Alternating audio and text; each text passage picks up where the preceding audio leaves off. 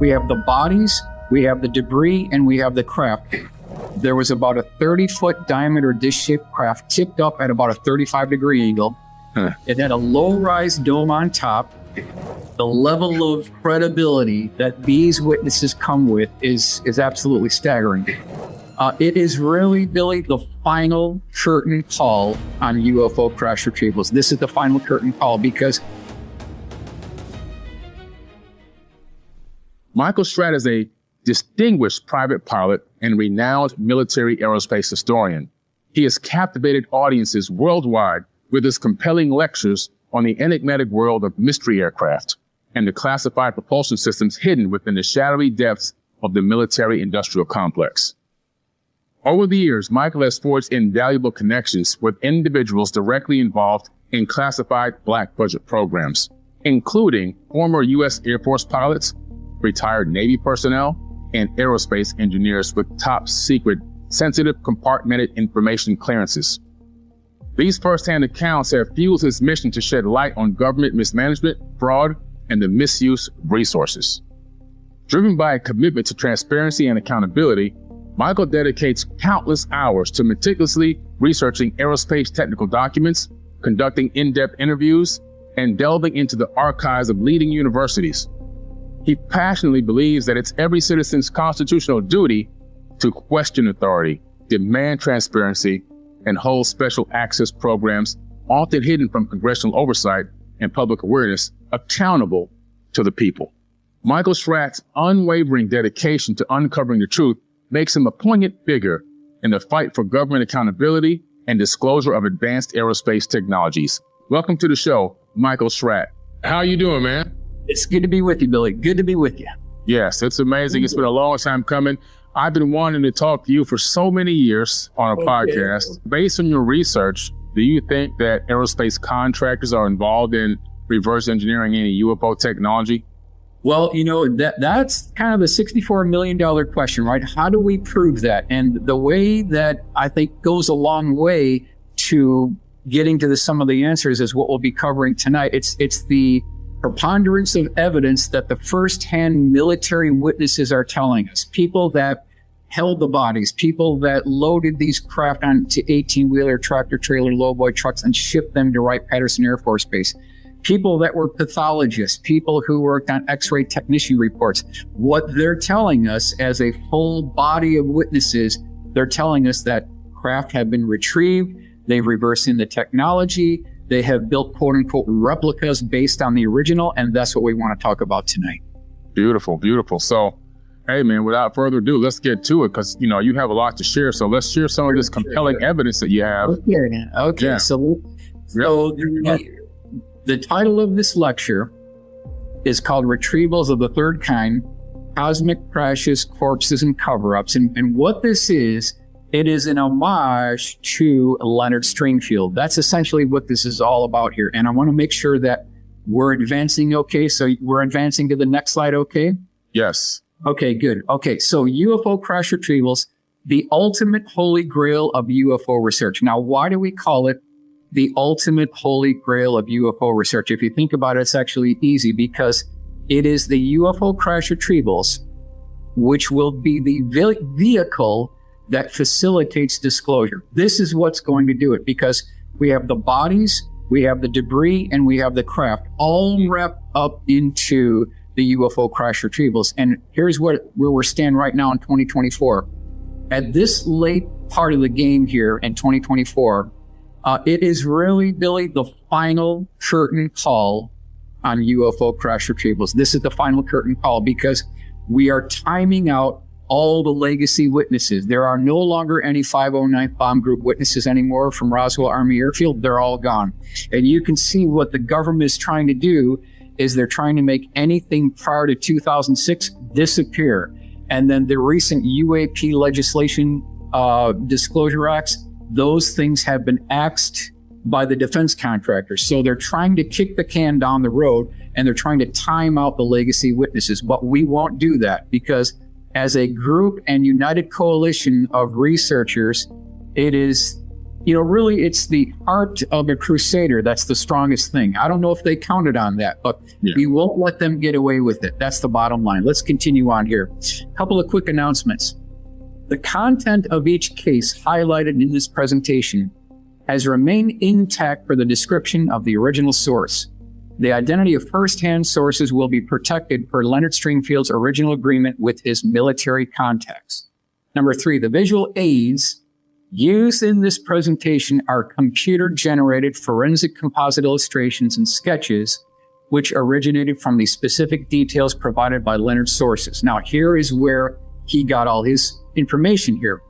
The caliber of witnesses, 3-star U.S. Air Force generals, U.S. Air Force fighter pilots, astronauts, commercial pilots, air traffic controllers, neurosurgeons, pathologists, theoretical physicists and mathematicians, U.S. Army officers, U.S. Navy officers, military police, high-level Pentagon officials, top military brass, scientists and engineers who worked at Wright-Patterson Air Force Base and other government facilities. So, Billy, here you can see the level of credibility that these witnesses come with is absolutely staggering. Let's continue on. A couple of quick quotes. Number 1, UFO crash retrievals can't be real because if they were, I would have read about it in the local newspaper. That's number 1. Number 2, there are not now, nor ever have been, any extraterrestrial visitors or equipment on Wright-Patterson Air Force Base. Now, this is their official U.S. Air Force press release as of July 1980.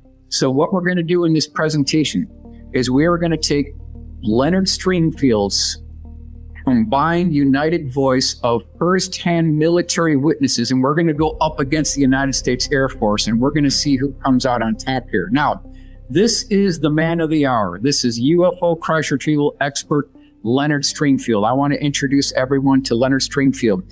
He was the gentleman who coined the term UFO crash retrieval. And over this 30-year time period, he collected dozens and dozens of these military witnesses. They had come to him because he promised to keep their names under wraps. And he did all the way till he passed away. And so they felt safe coming to Leonard with their stories. Now, we're talking about people who loaded these craft onto tractor trailers and shipped them to Wright Field, Dayton, Ohio, later to become Wright-Patterson Air Force Base. People who were autopsying these, medical doctors, pathologists. Those are the type of people that came to Leonard. So we want to talk a little bit about his bio here. Leonard Stringfield was born 1920. He grew up in Cincinnati, Ohio. By the time he graduated from high school in 1939, he had already memorized the entire dictionary, believe it or not. This is the kind of guy that you want to have compiling all these accounts. I mean, he was such a genius that they actually gave him a nickname. They called him Webster. Well, that's how smart this guy was. Okay. He joined the military as soon as he heard about the attack on Pearl Harbor on December 7th, 1941. After the war, he was employed by a chemical company in Ohio and retired after 30 years. Leonard served as director of the world's largest UFO research group in the mid-1950s, Civilian Research Interplanetary Flying Objects, CRIFO. He received 8,000 letters in its first 2 weeks of existence. I thought that was interesting. Leonard wrote 2 books, Inside Saucer Post 3-0, 1957, Situation Red, The UFO Siege, 1977. Now, Billy, the next bullet item is the one that we want to drill down on here. His lecture on UFO crash retrievals at the 1978 MUFON Symposium in Dayton, Ohio, caused an international sensation. Now, why is that? Okay, here's the 2 reasons why. Number 1, the whole concept of UFO crash retrievals was just barely coming onto the radar screen back at that time. Roswell was just getting traction. And then number 2 is when Leonard delivered his paper, Retrievals of the Third Kind, he highlighted 12 of his firsthand military witnesses. But the agreement was that he could preserve an important part of our national history, but the names had to be kept under wraps. So there was some pushback here because there was no way to independently verify what Leonard was reporting here. So there absolutely was some pushback at the 1978 MUFON Symposium. Leonard passed away December 18th, 1994. Let's continue on. So this is the question we want to ask here. What was the one event that sparked Leonard's interest in UFOs, which ultimately changed the course of his entire life? What was the one event? Well, on August 30th, 1945, Leonard had a Foo Fighters sighting from inside a twin-engine C-47 while traveling from Okinawa to Iwo Jima. So it's 1945. They're going to Iwo Jima. They see 3 Foo Fighters off the wing. One of the engines on the twin-engine C-47 conked out, and they thought they were going to have to ditch in the Pacific. Now, when this thing peeled away, engine came back on, they landed safely. But it made an impression in his mind forever. That was the instigation and originating point for all of this here. So we can back that up by this newspaper clipping. Newcastle Sun, January 3rd, 1945. Foo Fighters are latest. Washington, Tuesday. Pilots flying over Germany at night report the strange balls of fire are following them around on their missions. They have christened these strange phenomenon Foo Fighters, so we know that checks out. Cincinnati Enquirer, July 19th, 1993. Author continues quest for truth about UFOs. What I've collected has staggering implications for mankind. This would be the biggest thing since Christ, really. So that's a bold statement he's making here. It is a bold statement. However, if even one of these cases is authentic, yes, it would be the biggest thing. It's absolutely incredible. Let's continue on here. Now, at one time, there was a collection of 22 bank boxes of original drawings, illustrations, sketches, detailed drawings, testimony, phone numbers, addresses, dates of all of these firsthand military witnesses. This is the kind of evidence that should be brought into open congressional hearings in Washington, D.C. This is exactly what we're looking for. It is the Rosetta Stone of ufology. This is absolutely the material here. Okay, now, I want to highlight this book, UFO Crash Retrievals, The Complete Investigation Status Reports 1 through 7 by Leonard Stringfield. The reason why I want to highlight this is because everything that we're going to be talking about tonight comes through this book. So I want to reference this. I'm going to give everyone the page number, the case number, so that they can verify this on their own. Now, a couple of quick points.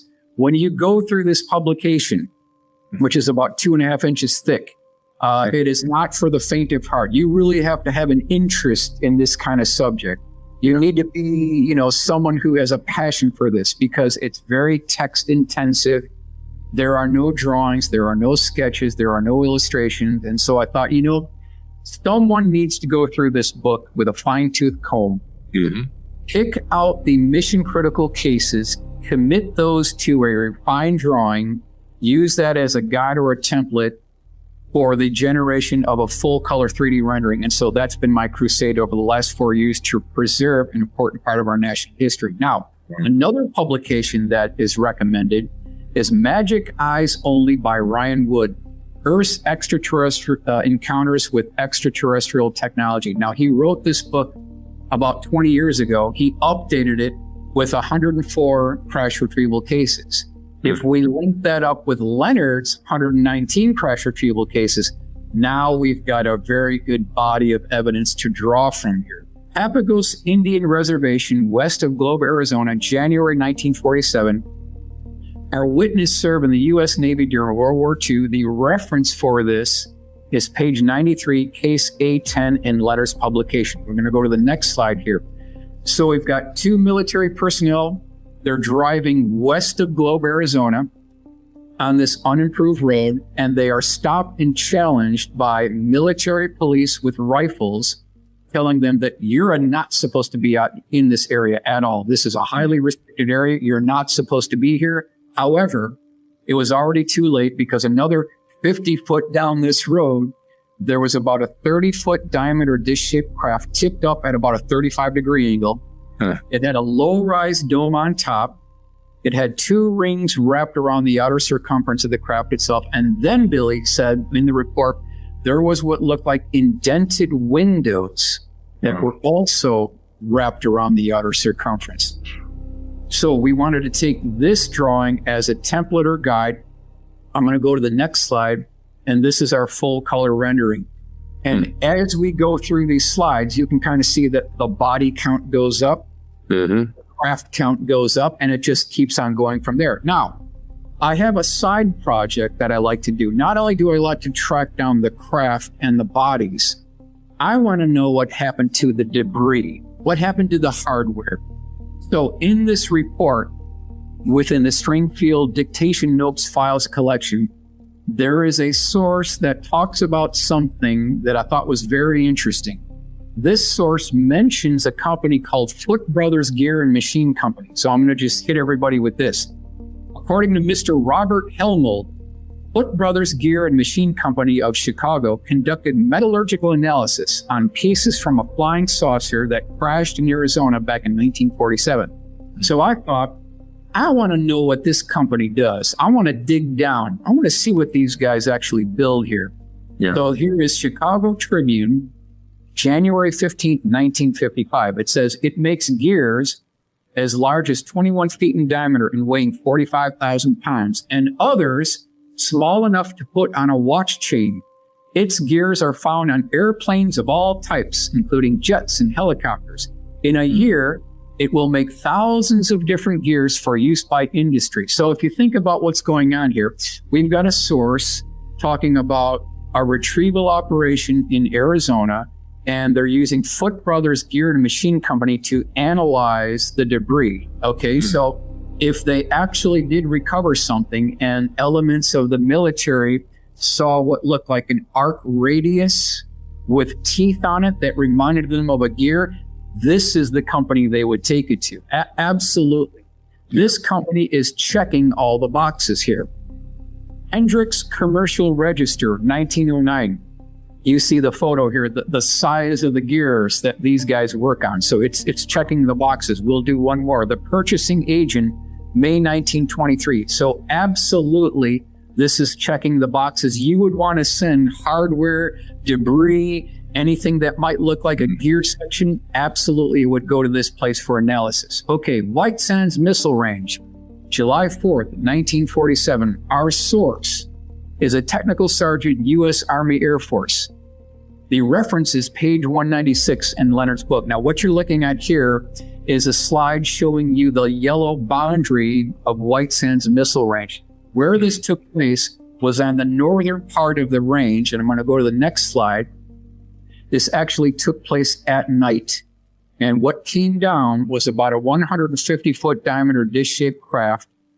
And when it came down, this thing was excruciatingly well lit. So this was a nighttime retrieval operation. They had light-alls shining on this thing. They had spotlights. They had searchlights. They had people with Geiger counters walking around this craft. This is from the military witnesses of the Leonard Stringfield collection.